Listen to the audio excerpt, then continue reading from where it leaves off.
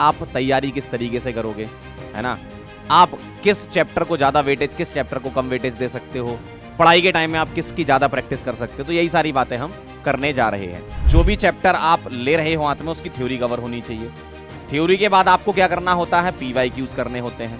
ठीक है, आपने देखा होगा एनसीईआरटी एग्जाम्पलर में जो क्वेश्चन है वो सेम टाइप के क्वेश्चन नीट में पूछे जाते हैं, PYQs के सेम टाइप के क्वेश्चन नीट में पूछे जाते हैं, सेम कॉन्सेप्ट रिपीट होता है। हेलो बच्चों, बहुत बहुत नमस्कार, स्वागत है सभी लोगों का। तो आज का जो वीडियो आपके सामने आया है तो थोड़ा सा आपको ये समझ में तो आ ही रहा होगा कि थोड़ा आपको ये समझाया जाएगा कि आगे की प्लानिंग आपकी कैसी होनी चाहिए, है ना।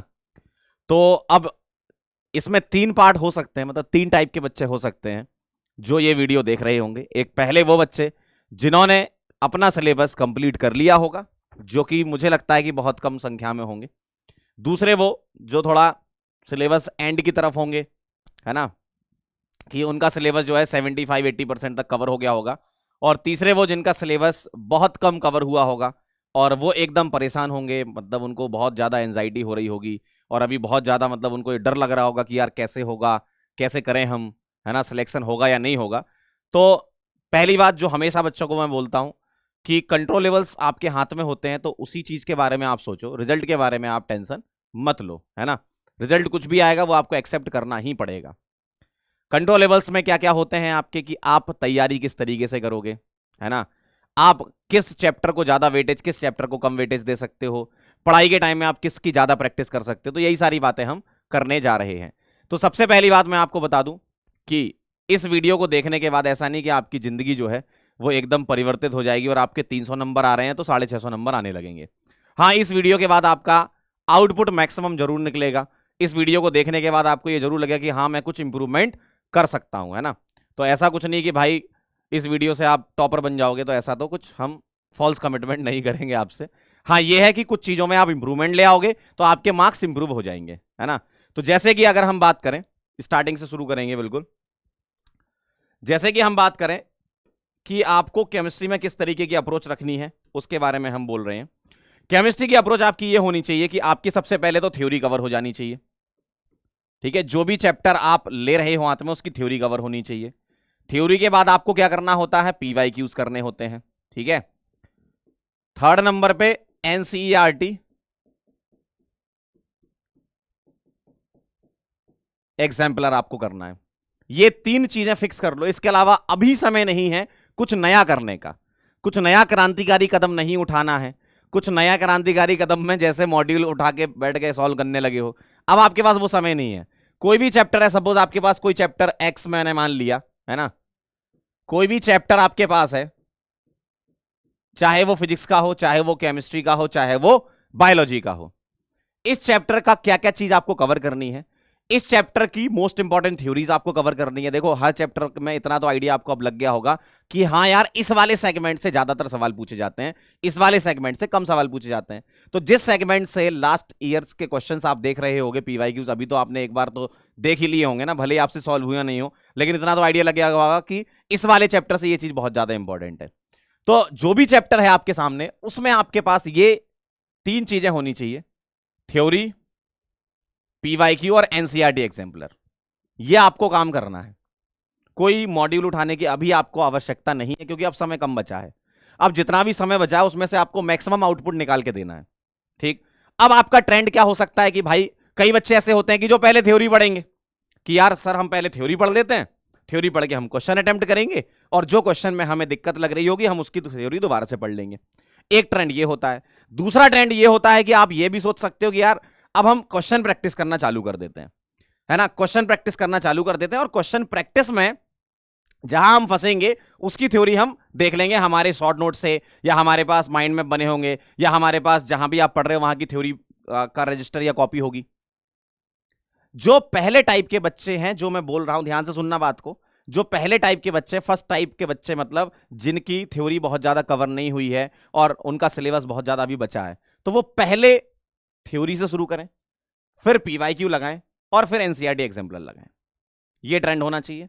और जिनका syllabus most of the time अगर देखें अभी जो समय चल रहा है इसमें अगर आपने कवर कर लिया, मोस्ट ऑफ द सिलेबस आपने इस टाइम में कवर कर लिया है, 80%, 85%, 75% इवन कवर हो चुका है, तो आप पीवाईक्यू से शुरू करके फिर थ्योरी रिवाइज कर लें।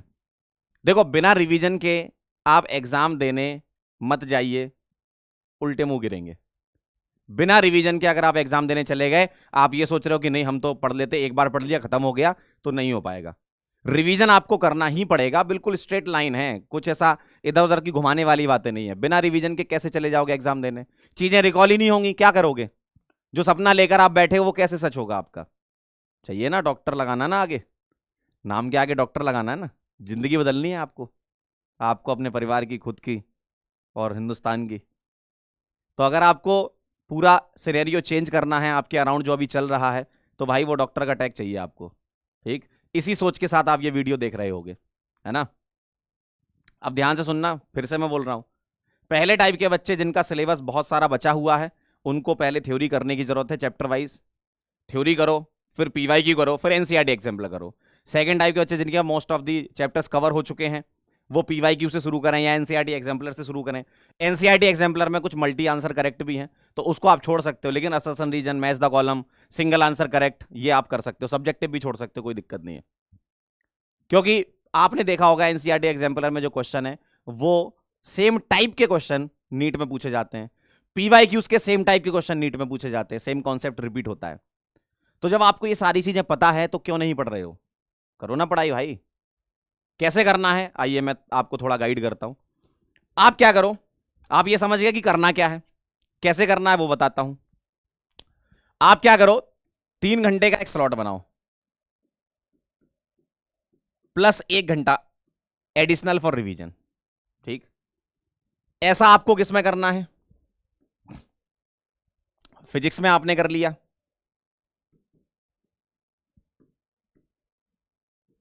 सेम यही 3 घंटा प्लस 1 घंटे का स्लॉट केमिस्ट्री में कर लिया,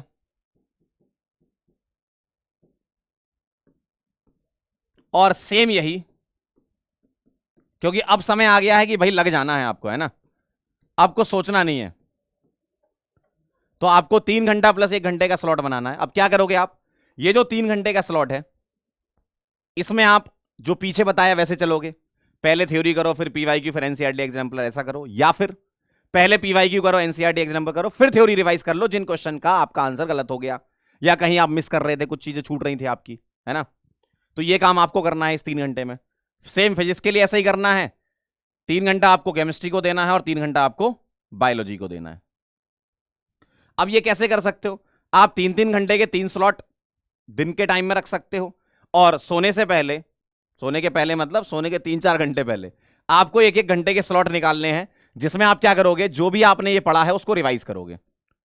और अगर इतना कर लिया ना, तो सच में बता रहा हूं कि आपका चैप्टर का क्वेश्चन नहीं छूटने वाला। भाई किसी चैप्टर को आप पूरा का पूरा डेडिकेटेड देखो पढ़ना, फिर आपको पूरा फ्रेश माइंड से पढ़ेगा। ऐसा नहीं कि भाई कई लोग ऐसा सोचते हैं कि यार हम तो 18 घंटे पढ़ेंगे, 20 घंटे पढ़ेंगे, 24 घंटे से भी ज्यादा पढ़ लेंगे, इतने तो होते ही नहीं घंटे, है ना। तो ऐसा नहीं करना, आपको लिमिटेड पढ़ना है, लेकिन सही पढ़ना है और अच्छा पढ़ना है, जिससे आउटपुट आपका ज्यादा निकले। अब ऐसा नहीं कि भाई 9 घंटे लगातार बैठ गए आप कि हम तो 12 से 9 पढ़ेंगे आज, ऐसा नहीं। अब जैसे 3 घंटे का स्लॉट है तो बीच में आप आधे घंटे का ब्रेक रख लो। भाई मान लीजिए, मैं एक एग्जांपल के तौर पे दे रहा हूं कि सुबह के स्लॉट में आप देखो, सबका टाइम टेबल अपना अलग होता है, कोई फिक्स टाइम टेबल नहीं होता कि 6 बजे उठना है, 6 से 8 हमें ये करना है, 9 से ये करना है, 12 से ये करना है, 4 से ये करना है। जो भी आपका अभी का टाइम टेबल जो भी चल रहा हो, जो भी आप फॉलो कर रहे हो, उसको फॉलो करते रहें। जरूरी नहीं है कि आप बिल्कुल घंटे डिसाइड करके करें कि नहीं 9 से 12, 3 घंटे का स्लॉट बोला हमने, 3 घंटे का स्लॉट आपको निकालना पड़ेगा। अब आप 10 से 1 निकालो, 9 से 12 निकालो, 12 से 3 निकालो, वो आपके ऊपर है। जो भी आपका कंफर्टेबल टाइम चल रहा हो अभी, मतलब जिसमें आपको ज्यादा आउटपुट निकल रहा हो, वो फॉलो करो। तो 3 घंटे 3 घंटे 3 घंटे, यानी कि 9 घंटे आपको कवर करना है। एक एक चैप्टर इसमें आपको टारगेट रखना है कि यार एक एक चैप्टर हमें करना है। सर हम तो वन शॉट देखते हैं, वन शॉट के बड़े लंबे लेक्चर होते हैं, उसमें हम कैसे करें? तो 2x में देख लो ना, 2x में देख लो, अगर आप रिवाइज करने के पर्पज से देख रहे हो। ऐसा तो है नहीं कि यार आपको पूरा कुछ नहीं आता, कुछ तो आता ही है ना, बस थोड़ी बहुत लूप होल्स बचते हैं। और हर साल ऐसा होता है, हर साल ऐसा थोड़ी होता है कि भाई जो नीट में सेलेक्ट हो गया बच्चा पिछले साल का, आप उससे पूछो तो उसका पहले ही सब कवर हो चुका होता है अक्टूबर में। ऐसा थोड़ी होता है कि वो तो अक्टूबर नवंबर में सिलेबस कंप्लीट करके रिवीजन कर रहा होता है। वो भी आपके जैसा ही संघर्ष करता है, वो भी सिलेक्ट होता है और आप भी सिलेक्ट होगे तो आप भी बताओगे कि हाँ यार, हमने मार्च के टाइम में ये किया था, अप्रैल के टाइम में ये किया था, हमने 2 महीने पहले ऐसे ऐसे रिवाइज किया था। आप भी, आपकी भी स्टोरीज आएंगी जब रिजल्ट सेलिब्रेशन में मिलोगे आप हमसे। तो करना तो है, इतना तो कंफर्म है ना। और करना है तो कैसे करना है, 3-3 घंटे का स्लॉट और 1 घंटे आपको रिवीजन के लिए देना है, ठीक है। ये आपके मेन चैप्टर को कवर कर रहे होंगे,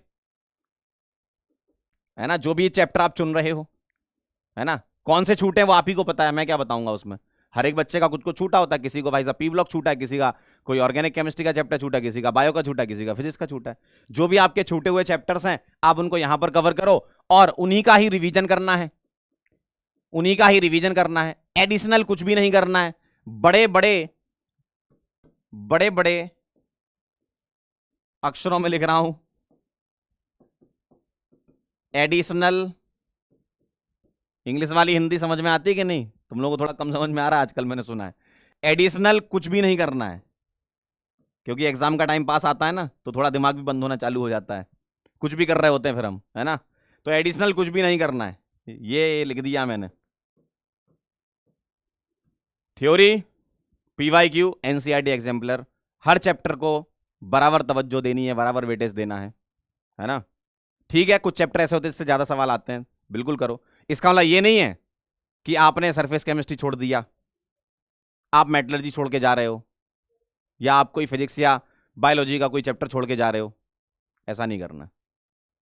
कुछ चैप्टर ऐसे होते हैं कि अगर तुम उनको एक बार पढ़ लोगे अच्छे तरीके से 3 घंटे में, तो आपके 4 नंबर सिक्योर हो जाएंगे।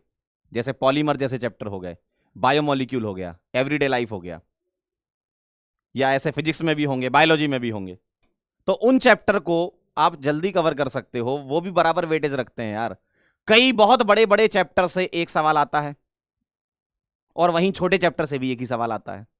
तो हमें एग्जाम से ओरिएंटेड तैयारी करनी है ना, हवाबाजी कुछ नहीं करनी कि नहीं हम तो जो है थर्मोडायनेमिक्स को एकदम डिटेल में पढ़ेंगे, मजा आएगा। पढ़ो, टाइम लगेगा, उससे भी वही आना है 4 नंबर। पॉलीमर पढ़ोगे उससे भी 4 नंबर आने।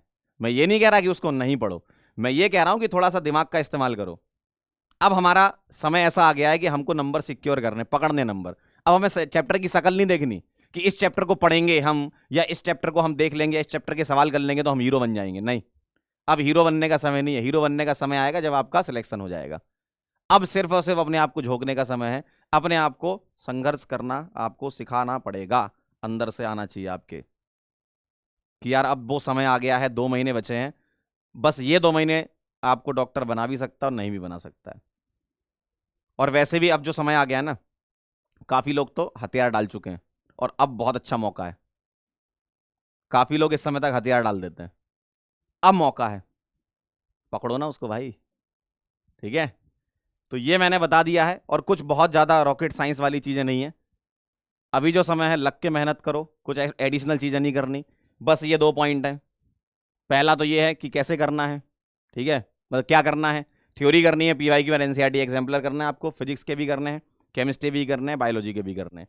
और दूसरा, बस ये स्लॉट फॉलो करना है, आपका जो भी कंफर्टेबल टाइम हो, जिसमें आप ज़्यादा आउटपुट निकाल पा रहे हो, ठीक है। और जो चीज़ बहुत इंपॉर्टेंट है वो है ये, आपके नाम के आगे अगर ये लग गया तो आपकी ज़िंदगी यू टर्न लेने वाली है। जैसा चल रहा था ना वैसा नहीं चलेगा, ठीक है। जैसा चल रहा था ना, ये देख रहे हो ना, ये आपकी जिंदगी भर लग जाएगा आपके साथ, ठीक है। तो बस यही कहना चाहता हूं कि बहुत अच्छे तरीके से जो भी समय बचा उसको यूज करो, टाइम खराब बिल्कुल मत करो, है ना।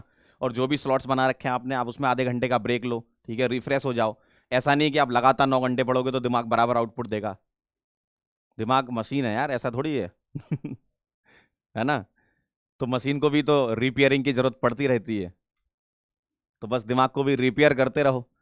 और अभी नेगेटिव लोगों से एकदम दूर रहो, जो एकदम डर के बैठे हुए हैं, वो तो वैसे ही बाहर हो गए।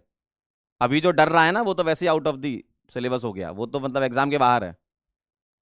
अभी तो मतलब आपको योद्धा बनने का समय है यार, यही तो समय होता है। जुलाई में थोड़ी योद्धा बने थे तुम, अगस्त में थोड़ी बने थे। आपको इस समय मार्च अप्रैल का जो महीना है, ये है एकदम योद्धा बनने का समय। और करो मेहनत, कौन मना कर रहा है तुमसे। कभी किसी ने बोला तुमसे कि मेहनत मत करो? कोई रोक रहा है क्या तुम्हें? तुम्हारा सिलेक्शन तुम्हारे हाथ में है। सिलेक्शन कौन रोक सकता है तुम्हारा? तुम खुद। बाकी किसी में हिम्मत नहीं तुम्हारा सिलेक्शन रोकने की। ठीक है, चलो मिलते हैं फिर किसी और वीडियो में, तब तक के लिए ओके बाय।